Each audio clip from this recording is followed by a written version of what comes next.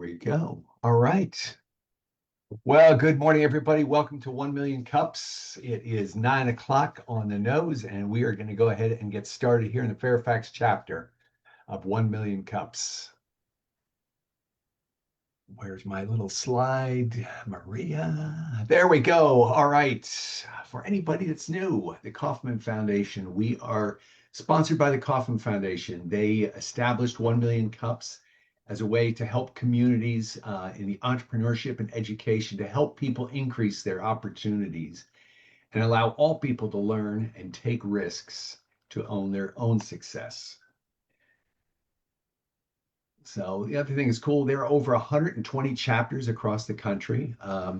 Each chapter, we're both national and local, and so take advantage of the flavor, if you will, of each local chapter. And each of the chapters were built on key pillars, and there are four key pillars. One is that we're all about presentations and not pitches. We're all about authentic connections and not networking. We're more of a business mastermind, if you will.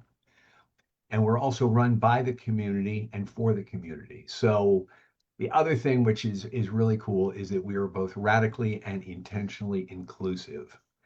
So welcome everybody. All right, do we have any new people? We got so many people, I can't see everybody on the list. Anybody new or hasn't been in a while?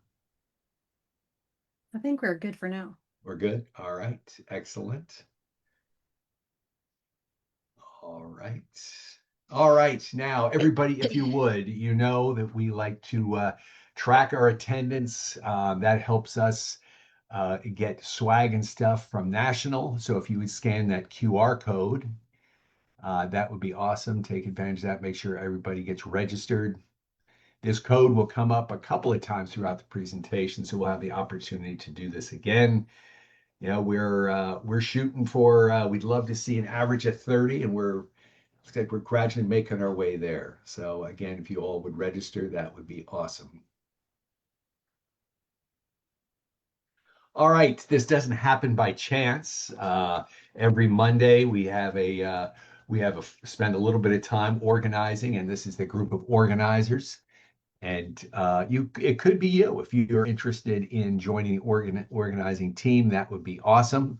Again, scan that QR code. One of our partners is the Central Fairfax Chamber of Commerce, who does a good job in helping promote us. All right, so we have two sponsors. We have a location sponsor and a coffee sponsor, and Jen, I guess if you don't mind taking care of that location sponsor, that would be awesome.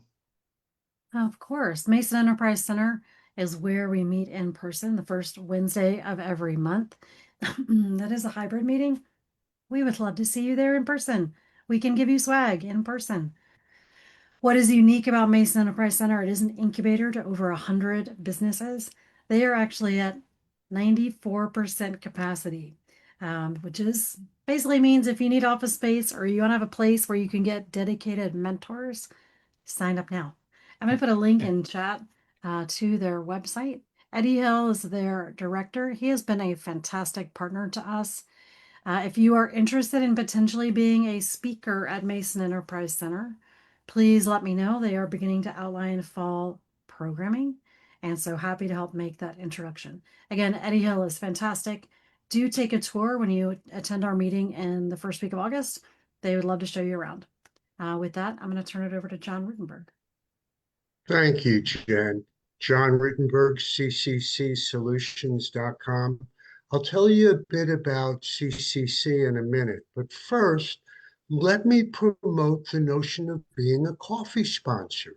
Now, we are booked for the next several months, but if you talk to Amy Hughes, we're now booking late into the year, early 2027. For a month, you get to stand up and tell us about your business for a minute and a half for free. If you pick the right month, you'll have 5 weeks. What value?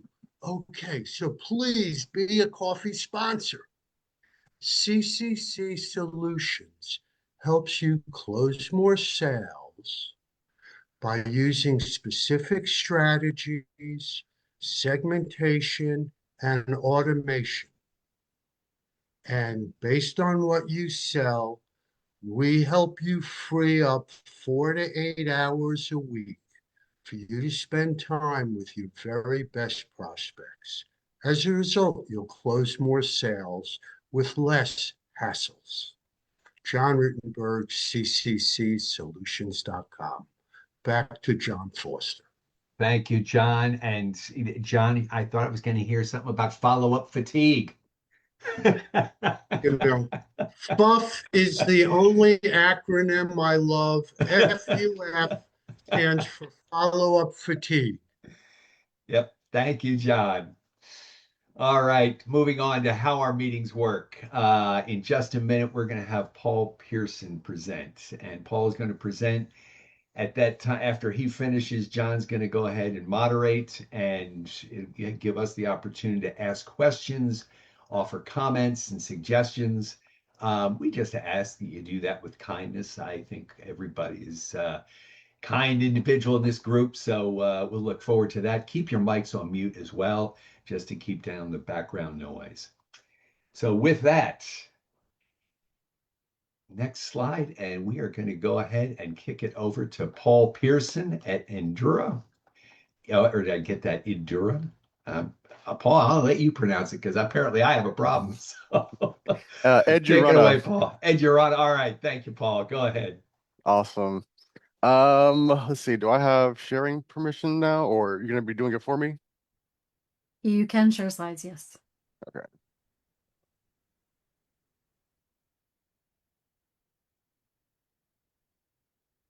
Okay. Let me know when everybody can see my screen. We're good. We're good. Awesome.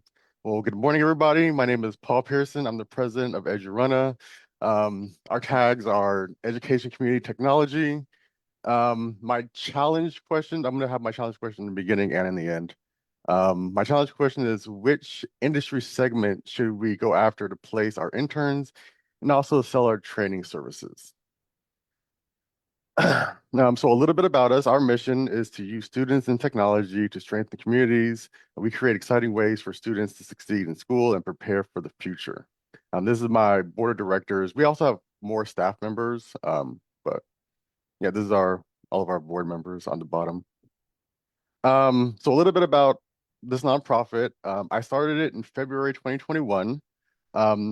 Essentially to get more resources for my students. I also have a for-profit company called Running Name LLC that I had started, and then when I started my for-profit company, my goal was to help small businesses with cybersecurity because I knew it was an epidemic within the small business community.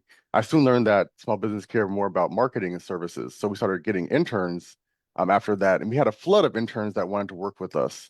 So I started the nonprofit in February 2021 just to get like more access to educational resources. And then as we started getting more floods of students that wanted like, more of a structured kind of course, we did our first fellowship program in 2023, called it Dope Digital. We worked with 3 students and one nonprofit. The nonprofit loved it, they were ecstatic, and so we kind of started to expand out that program. And then we started doing some hosting workshops in 2025, started developing our own internal courses. We have courses on cybersecurity that we teach small businesses and business development, cyber, IT, web design, all that kind of stuff. And then recently in last fall, we just launched our membership program. So that way we can expand out how many more students we work with and how many nonprofits we work with. So the problem we're trying to solve is that nonprofits struggle to access technical expertise due to limited resources, hindering their impact and growth. Nonprofits are currently the #1 targeted industry by cyber attackers as of 2025. And students have lack of practical experience relevant to the career paths leading to challenges in securing a job. We work with a lot of students who they just want to get like a little bit of experience in their realm, they're studying. Solution, empower student fellowship, connect these 2 challenges by providing students with practical experience through fellowships at the nonprofits. The fellowship program not only benefits students, but also provides much needed technical support and expertise of nonprofits fostering mutual growth. Is there questions in between here, or do I just keep going? Should I stop for questions? Keep going. No, at the Yeah. end, you'll have, as I said, Gotcha. you have under 10 minutes, my good man. You're good. Gotcha. Thank you. How we currently make money, grants, sponsorships, and donations. We got our first grant last year from Navy Federal. We're currently planning on providing courses both virtually and in person to different organizations, but we're trying to find more organizations that we can sell these courses to through our membership program and fundraising events. A little bit about our program. Stope Digital is kind of like our flagship program right now. We work with, in the past 3 years, we work with 7 different nonprofits. We're currently right in the middle of our summer 2026 cohort, but these are the different nonprofits that we work with. We generally save nonprofits an average of 10 to 15K. We mentored 35 students throughout that program. Our student membership program, like I said, we just launched. It's really expanding out our capabilities of working with more students. We work with a lot of students from George Mason, Virginia Tech, VCU, Nova, Liberty. So far we've mentored 112 students, but that's going up rapidly. And then we have certification scholarships that we provide to our students and our partners. We get a lot of hours and a lot of participation with this program. And then like I said, we have our business technology courses. This focus on business development, graphic design, web design, IT, and cyber. Those are the courses that we're trying to sell, essentially.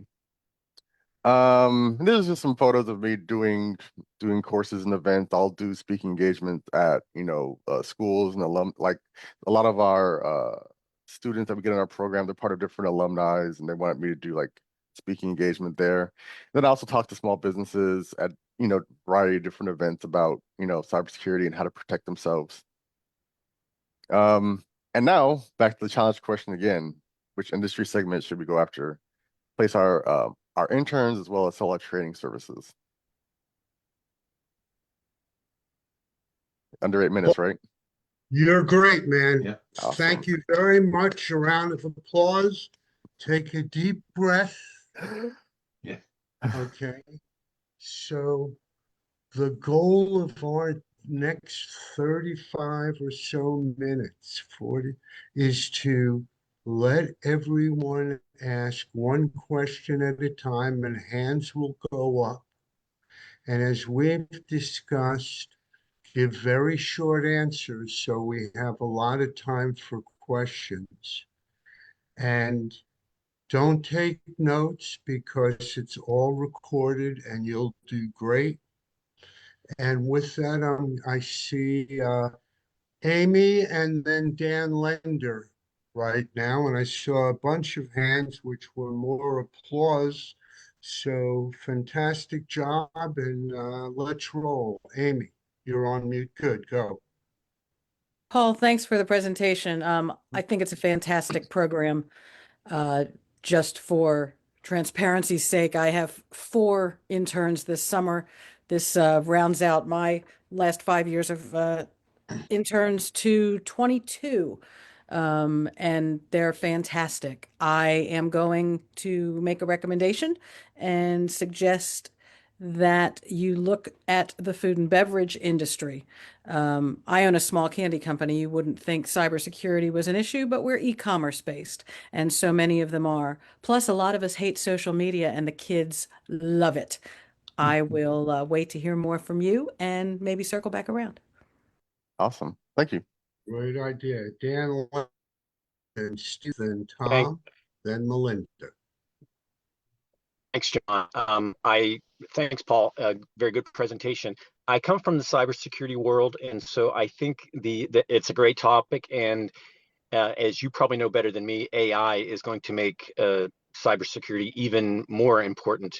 And most people don't know what they don't know, right? So that's a topic that I think whether people know it or not, that's something that I mean, whether it's smishing or phishing, I mean, it's AI is going to make things so much harder to detect, and so it's a great topic, and I think people are interested in it. So it's we look after vacant homes, but it's we do a lot with consumers, we'll say. And so again, people don't know what they don't know. So it's a great topic, and there's various groups that you could get in front of, and I can probably steer you at somewhat. So let's have a one-off conversation. Absolutely. Thank you. Steve Rinaldi.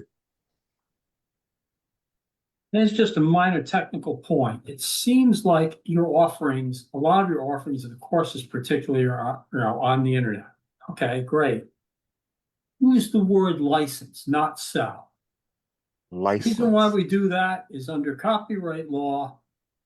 Once you sell something, you lose the rights to prevent further redistribution. Practically, in our lives, we were in college, we took our textbooks at the end of the semester and we sold them to the person who was taking the same class the next semester. And we never got any cease and desist letter from Holt, Reinhardt, Winston, or West Legal Publishing because they couldn't stop it. Well, in the tech business, if you sell something and you lose the rights to prevent further redistribution, they can copy it and send it all over the place, and you're going to be out of business in 2 weeks. So always use the word license. Thank you. No more sell, okay? All right. Excellent response, Paul. Up to Tom, then Melinda, Jen, Nicole. Yeah, great presentation, Paul. I definitely see, the opportunities there for your service and what your organization is offering. One specialty area that you identify on your social media that you didn't talk about that I think might be a very ripe opportunity for your organization is to hit the trade school areas, right? Focus Yeah. on co-op and internship programs in the trade school areas, especially for things that lead to like advanced manufacturing and engineering jobs. Obviously, there's a global shift. There's a lot of onshoring of dollars and capital that's going across the nation, and that's going to create a lot of opportunities where a lot of students may want to traverse. They may want to change some of their plans. So there may be a way to couple that as well through the university programs. Thank you. Yeah, I'm definitely trying to get more involved with these schools and universities and trade schools. I just don't have like a POC or a way in, like yet. Okay. Yeah, Work on I that. Work on that. yeah, I can give you a couple of ideas, Paul. I just don't want to take up too much time here. I'll throw some stuff in the chat. Okay. I'm also gonna, can I put my calendar link in chat? Sure. Sure, Okay. do that. Sure. I'll do that. Thank you, Tom. Melinda, then Jen, then Nicole, then John.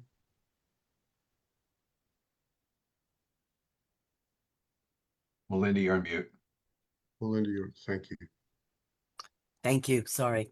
One of my thoughts was to go after the young people groups that really do a lot with young people, and as possible sponsors or getting involved with organizations like the Young Presidents Organization, YPO, the JCI USA, which is the Junior Chamber JCs, the Association Forum, 40 Under 40, the business journals, they do under 40.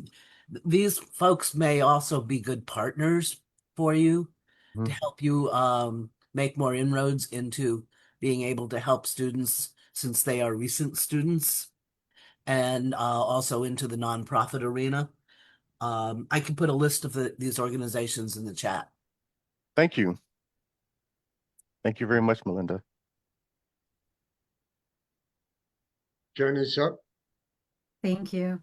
Paul, great presentation. Just to clarify, you work with high school students and college students? Yeah, we mostly, I would say 90% of our student members are college students. The 10% of high school students we get are the overachievers, you know? I'm sure there are none of those in Northern Virginia. But I wanted to recommend, based on that, just a few thoughts. One would be if you're serving a lot of nonprofits through internships, I might speak with the Community Foundation of Northern Virginia. They work with over 400 nonprofits. So if you're trying to find a partner for nonprofits, I might focus there. There's also the Commonwealth Cyber Initiative internships. That's funding from the state of Virginia for cybersecurity programming that works with a lot of universities. So I do have some thoughts and connections. I'll put those in chat or follow up with you. Thank And then you could also look at other groups, to Steve's point, to license your content, like Europe, who works with high school students and college students and older for certification programs. So just something to think about. I have some other thoughts, but I'll circle back. Okay, thank you. Nicole, excuse me, Nicole, John, Amy. I saw Christine's hand go up. Okay. Please feel free to raise it. Okay, go, Nicole. Hi, Paul. Good presentation. I've spoken with you before, so it's good to see the formal layout of kind of everyone. My suggestion is, because you want to marry cybersecurity and nonprofits and do some good in between with interns, consider nursing homes as a way to get the nonprofits or to get the students out discussing cybersecurity. One of the challenges you're going to have is that in cybersecurity, you typically need some sort of clearance or certifications. And so if they're in the process of getting those and they just want to be able to talk about things, you can use your Grow with Google program to distribute the cybersecurity training that they have through that program, and go out to nursing homes and educate the elderly on internet hygiene and the proper use of, avoiding romance scams and things like that, because that's still cybersecurity, it's just not corporate. So consider that. Thanks. Good to see you again. Thank you. And yeah, I did 2 or 3 senior living facilities last year. But I think a lot of them already have like their own person that comes in like annually or biannually, you know, but we're definitely open to finding more. Good. Great. John Foster, then All right. Amy. So, Paul, I'm going to go for the in between the college students and the nursing homes. I'm involved in several organizations having, for people who are and underemployed. And so when you talk about interns, I think there's a lot of opportunity, particularly nowadays, with people having to figure out, I'll say, retrain or re-educate. And so I think there's an opportunity there for you, not to, not to deviate from what you're doing, but I do believe there could be some opportunity there for you from a training standpoint and an intern standpoint. You'll just have older interns. I'm honestly, we've had plenty of a few older interns. I work with any student, no matter what the age. Okay. Yeah, I love what you're doing. Thank you. Amy. Paul, just another thought, and I've thrown a few into the chat. You talked about the training that you're providing, but with any of the schools that you're working with, are your interns also earning college credit? Some of the colleges that we work with, we do they have a specific internship class where they do get college credit for it. Yes. Mostly Liberty University students. They have some of the best graphic designers, I feel like, in the country. I can connect you with a couple folks at Nova and at GW if that would be of interest, and my contact information's in the chat. Thanks. That would be of interest. Thank you, Amy. Okay. Jen. 3 clarifying questions. One, are your intern students paid? And is that sort of case by case depending on the organization? If you want to answer that first before I ask my next two. I will, because I will forget the next one after that. So yes, some of the students get paid. So all the students in our Dope Digital Fellowship, they get paid not through me, but through Fairfax County's EYE program, empowering youth through employment. And then some of the other students will sometimes get paid. If, let's say, for instance, a student does an amazing job, then that client will want to hire them right on the spot to do more work, So that has happened several times. Okay. And then I see on your website, there's a membership portal for students. Do students pay to do that, or how does that work from a revenue standpoint? So the membership portal is essentially they can get access to our membership resources for free if they do work for us. But if they don't want to do any like work, then they could pay $5 a month to just get access to the training and resources and discounts. Got it. So then my follow-up would be, is this material available to anyone anywhere to pay and I get access to content? Because I think raising funds through course work or course subscriptions could be a good way to raise money for you. Yeah. I don't know if you're thinking about that, but that's a thought. I know that's not in the partnership question you asked. My last thought would be for some of the high schools, and 1MC folks have heard me talk about this. Many high school students need community service hours. So I might think about, how do you create opportunities for community service hours for them to work for your company or even as internships. They're not paid, so that would be easier for nonprofits, but lots of schools in Northern Virginia and beyond have 20 to 40 hours of community service required to graduate from high school. So it could be sort of an untapped market. I know high school was smaller as far as who you're reaching out to, but that might be something to consider. Yeah, thank you. We absolutely trying to do more, get more involved in the high schools. It's just harder, essentially, I think. But thank you. So I'm going to jump in, maybe even with one or two follow-ups. Your challenge question related to the segments of industries to go after to both place interns and to sell training services. And I want to go back to Amy's initial comment about her industry or the retail, whether it's food or other independent businesses that have to worry about meeting cash register, let alone other credit card transactions, and have to comply with whatever acronym has to be followed in compliance, and let alone needs young, crafty people who understand social media to knock out the social media posts each week so that the proprietor can run its business. And on training services, that's a completely different thing. A company of 100 people or more have training services purchased from the outside. So in the Metro Washington area, there are law firms.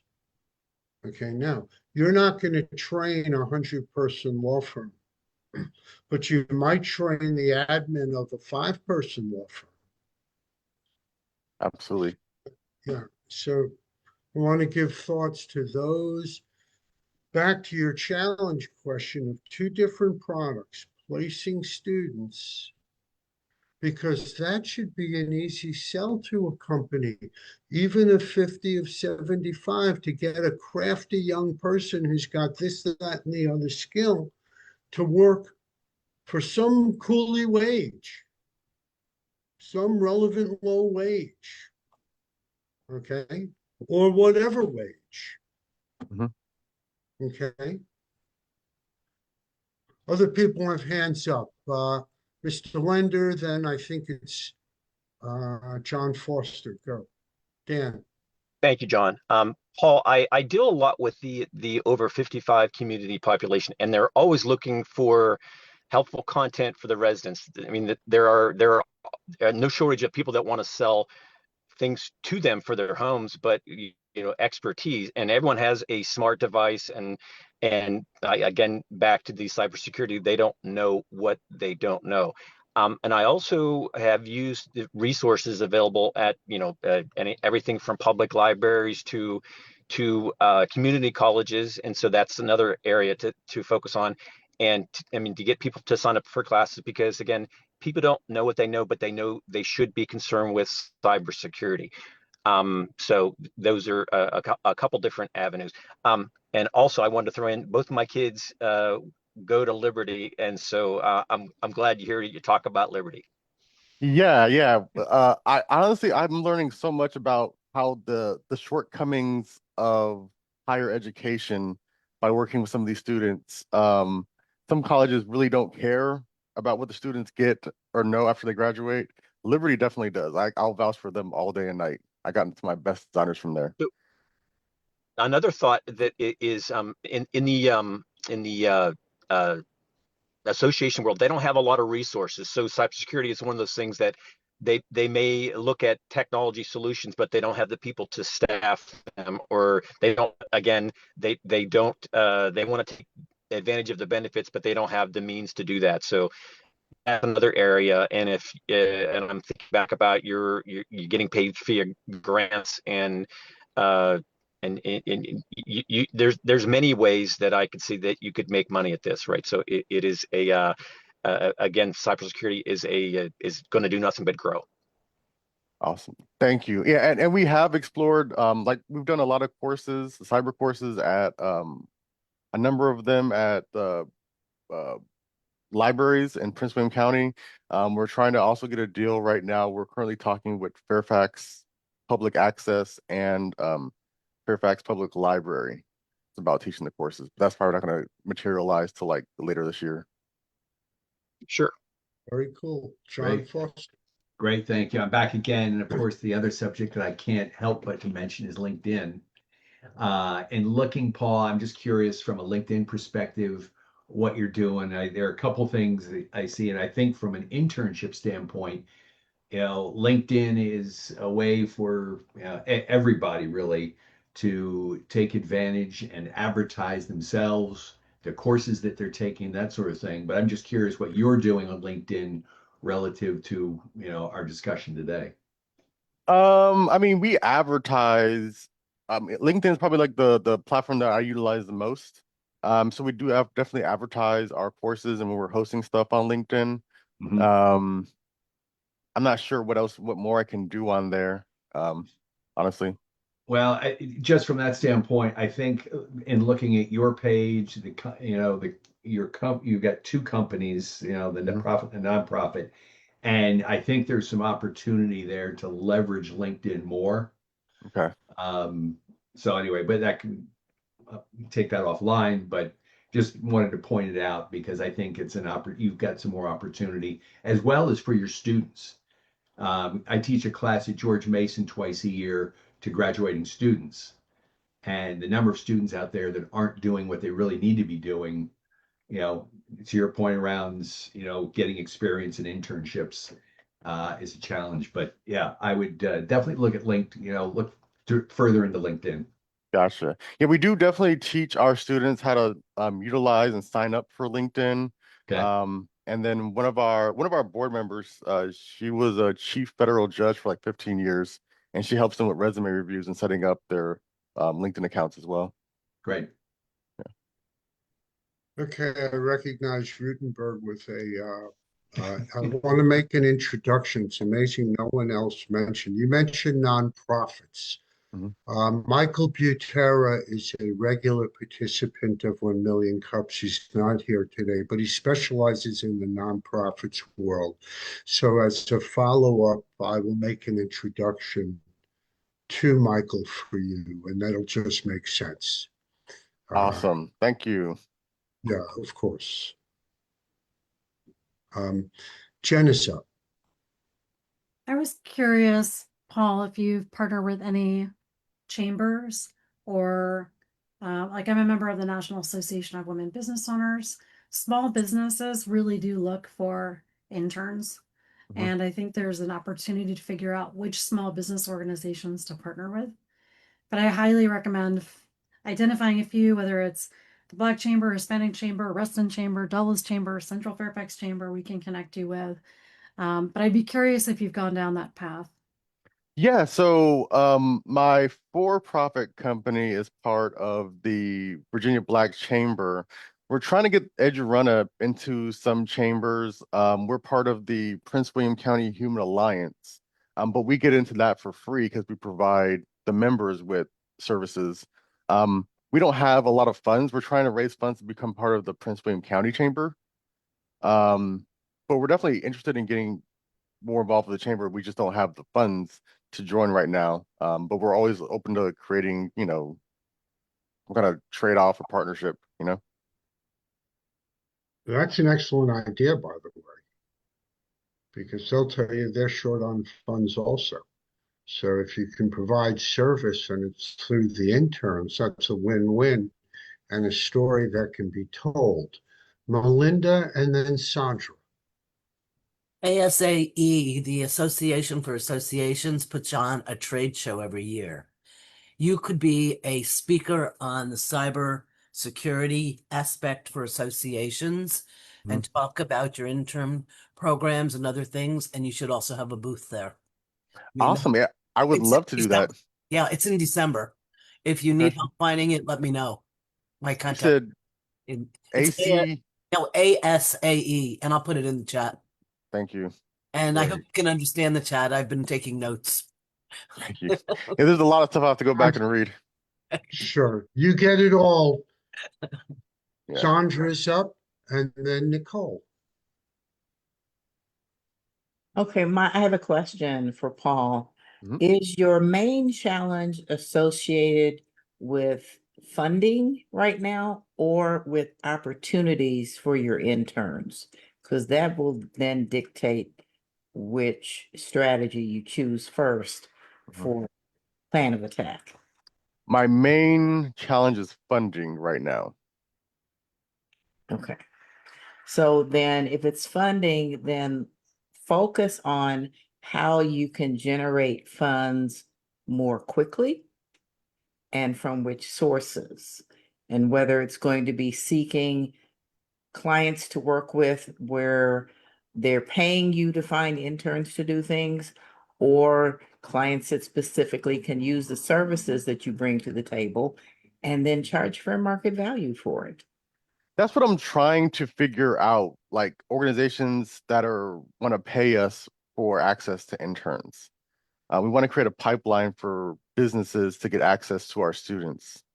Okay, it may be less about paying you for services for access to interns versus the value that they get from the interns' work. Okay, so I have to market it essentially a different way. Different way, yeah. Gotcha. Okay, I'm tracking. Great, Thank you. Sandra. Nicole, then Jen. You are on mute, Nicole.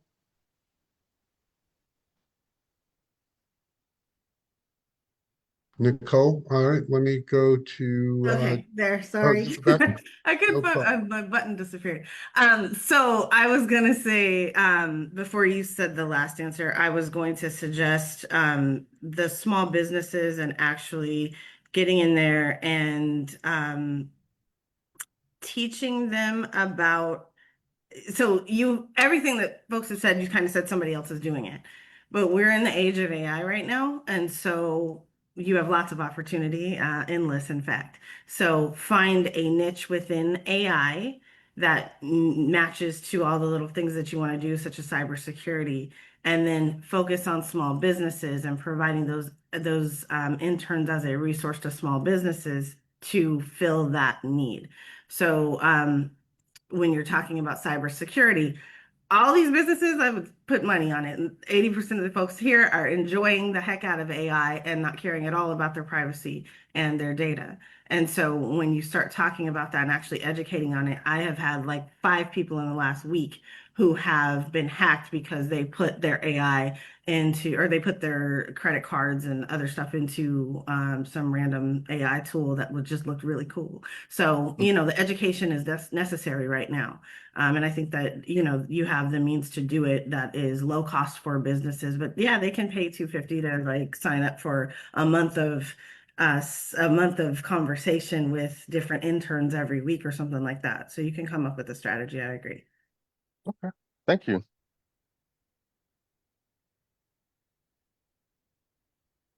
Jen. Paul, one of the organizations that I work with is called Talent for Tomorrow Alliance.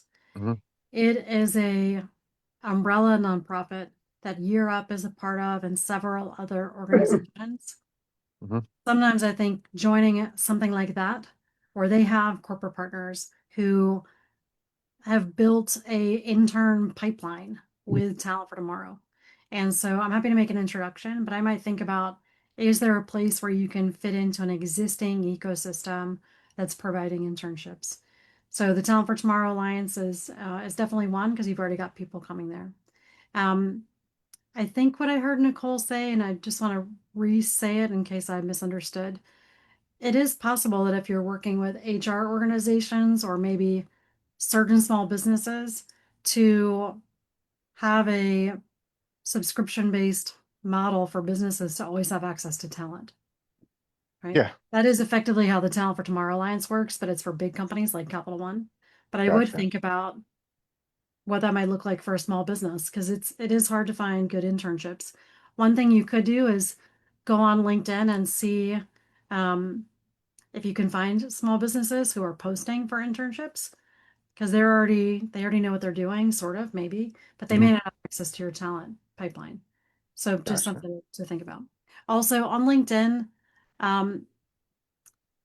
your nonprofit is much further down. So I'm not sure on your LinkedIn profile if you need your nonprofit to be further up so it's easy to find. But it actually took me a second to see it. So just something to Gotcha. think through, because you have a lot of places you're delivering value. I just want to make sure if the nonprofit's an important part that it moves up to the top. Yeah. I work with a lot of different nonprofits, so that's why it's kind of like, I guess, further down. Um, I guess I would put it more higher. So I kind of have like the organizations that produce money for me, I guess, kind of like higher up, or I try to highlight more. But okay, yeah, that's a good point. I need to maybe even add that onto my banner, honestly. Happy Thank to you. brainstorm offline. Yep. Mhm. So Paul, you're going to leave this meeting and eventually you're going to get to sit down and look at the video and listen and digest all these different ideas. Mhm. And so many different ideas have been tossed around, and you can only really hit one or two market segments to penetrate and get a track record in those areas before you can branch into 3 and 4. Mhm. And so working backwards from that, and let's start with the first segment. After this meeting, whatever segment you choose, and whatever segment you choose, be able to describe that ideal client in 2 sentences.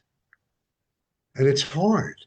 Yeah, words is not Their my thing. size, what segment it is. Are they government contractors of 50 people, excuse me, 50 people or less, who were large enough to feel the pain and small enough that they don't have a lot of internal structure?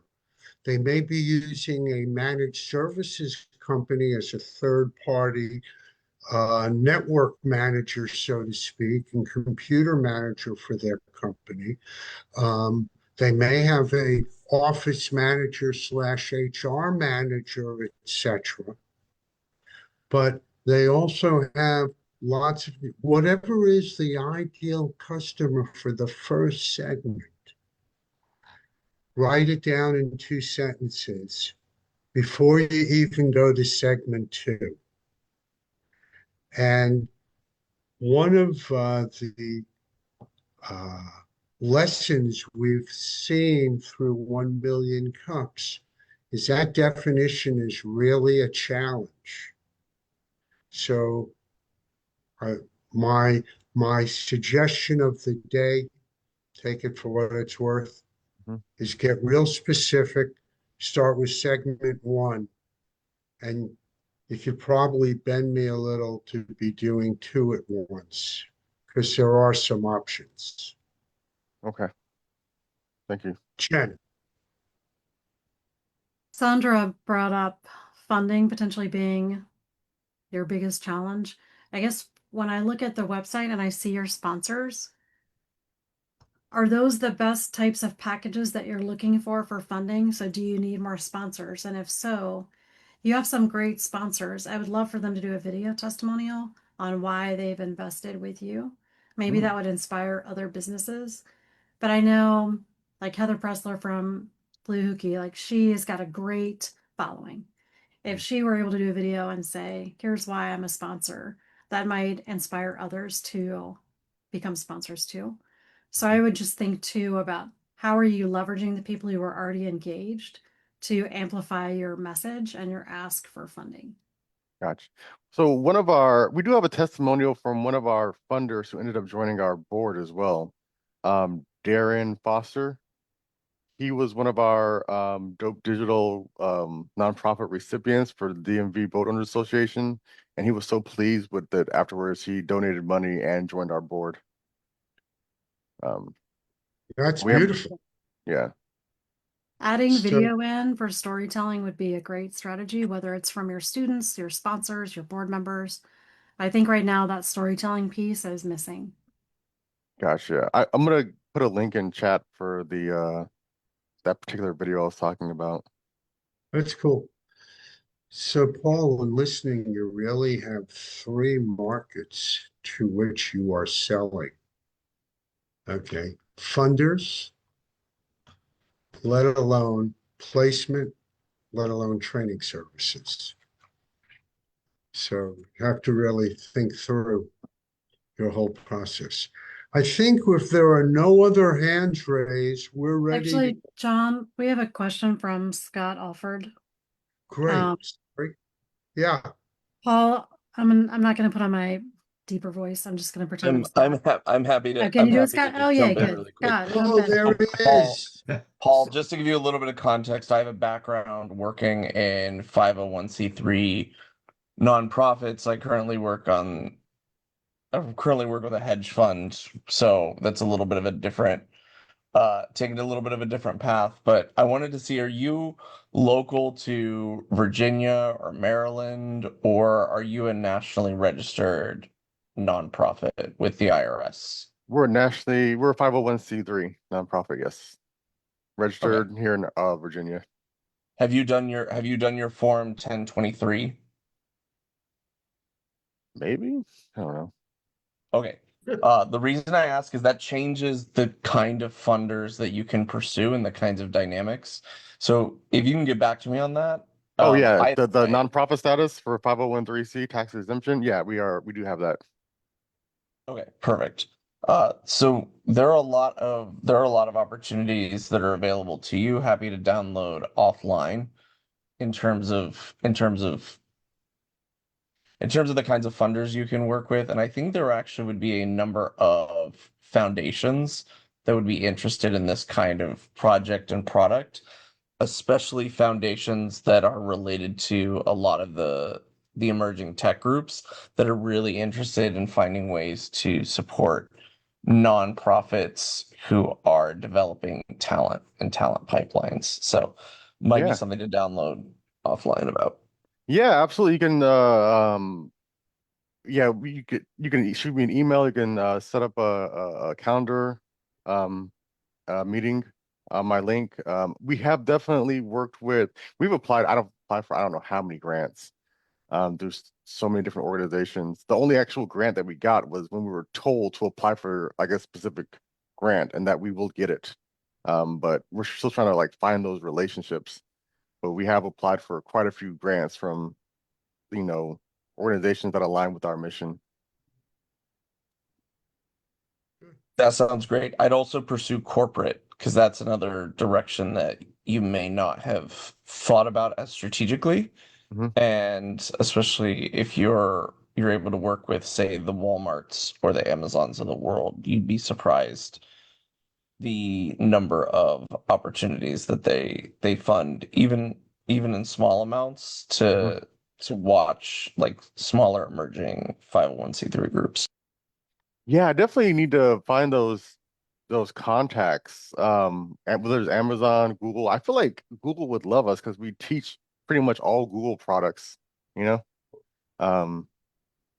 But yeah, we just haven't gotten that attention yet.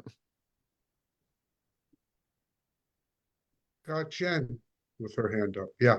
Are you a Google partner? Have you tried to Yes. become? Because you are a We're, Google partner. yeah, we're a Grow with Google partner, and my for-profit company is a Google partner. Hmm. We're also a partner with Google. Okay. So there's a lot to pursue. All you need is a lot of time. That's a tricky part. Steve Rinaldi. You're on mute, Steve. Sorry. You anticipate a net worth more than 50,000, you have to register through Form 1023. If less than 50,000, it's 1023 EZ, which takes a lot less time. Okay. The most important thing is funders are going to ask you for your IRS determination letter. So they can claim the tax exemption for donating for not-for-profit. It's very difficult to get done one without that determination letter. Gotcha. It goes back to the date you incorporate in Virginia. You have 27 months to file the 1023.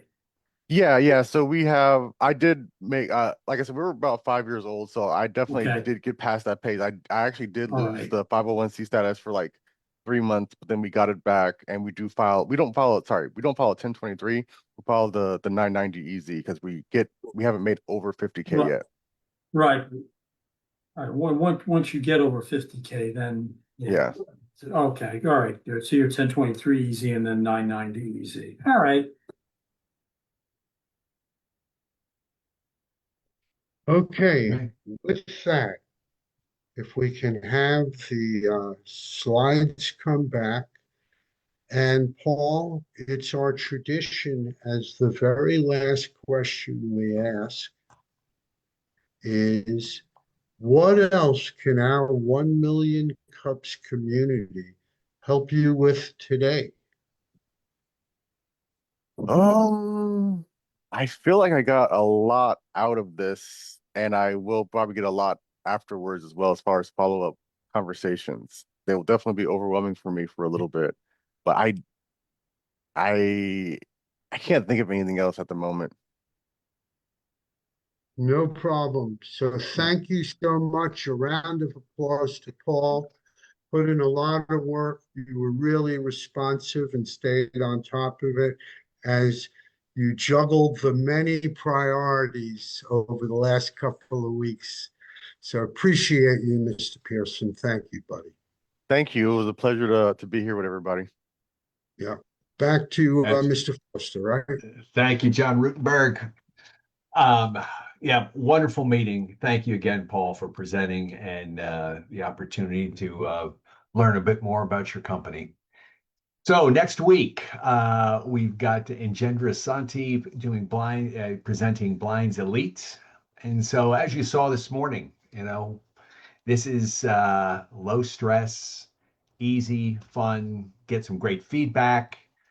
And so, take advantage. You can go ahead and scan to apply. So I know we've got Dennis scan that QR code and give that a shot. And so, yeah, if you want to take the opportunity, this is a great way to network and get some additional help on a business problem you may have. So take advantage of that QR code. We look forward to having you present. Again, upcoming events. Washington, D.C. has no shortage of events, and we try to point you to events that we have found to be helpful, and a number of our members are part of. And so you've got a list here. You've got Jen, who works with NAVO, as she's mentioned. Take advantage of that. Got a BNI, and then Veterans Growing America. Donnell Johns, who is with 1 Million Cups and actually started this chapter with Veterans Growing America. And then I know we'll post in chat the links available, so definitely take advantage of that. And then also you've got a QR code from Central Chamber of Commerce. The other thing is we've got a fairly full schedule. September 2nd, we're going to see. I know Dennis is going to apply for that. So we've got openings all of September as of right now. We're scheduled up through August. So if you want to take advantage of presenting here at 1 Million Cups Fairfax, scan that QR code to take advantage of the opportunity to present here. And with that,